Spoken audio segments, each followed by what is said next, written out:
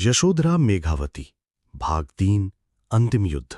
शांति को सबसे बड़ा खतरा होता है अतीत से। पुराने जख्म जागते हैं। राजा मोहनदेव अब जीवित नहीं था, पर उसके कुछ समर्थक जो कभी ऊंचे सिंहासन और विशेषाधिकारों के आदी थे, अब छिप छिप कर नफरत के बीज बो रहे थे। वे कहते, गरीबों का राज हमारी बर्बादी है, ये प्रेम नहीं अधर्म है। एक रात महल की दक्षिण पश्चिमी मीनार में आग लगा दी गई। हालांकि कोई हताहत नहीं हुआ, लेकिन एक चिट्ठी मिली। जब तक सिंहासन फिर से खून से नहीं रंगा जाएगा, यह प्रेम राज्य टिका नहीं रह पाएगा। राज्य में हलचल मच गई।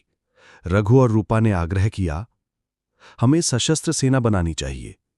लेकिन विक्रांत ने कहा, अगर हम भी तलवार उठाएंगे तो हम और उनमें क्या फर्क रहेगा।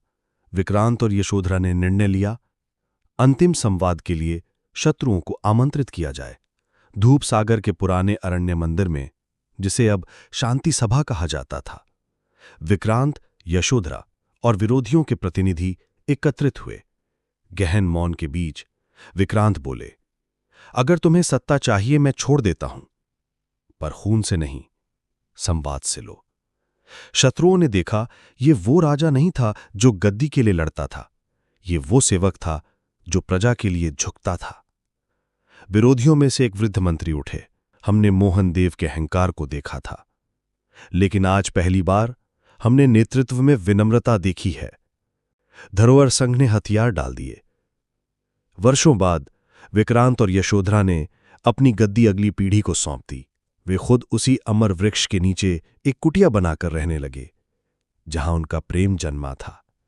रूपा अब राज्य की मुख्य मार्गदर्शिका थी और रघु प्रेम नीति ग्रंथ के लेखक बन गए।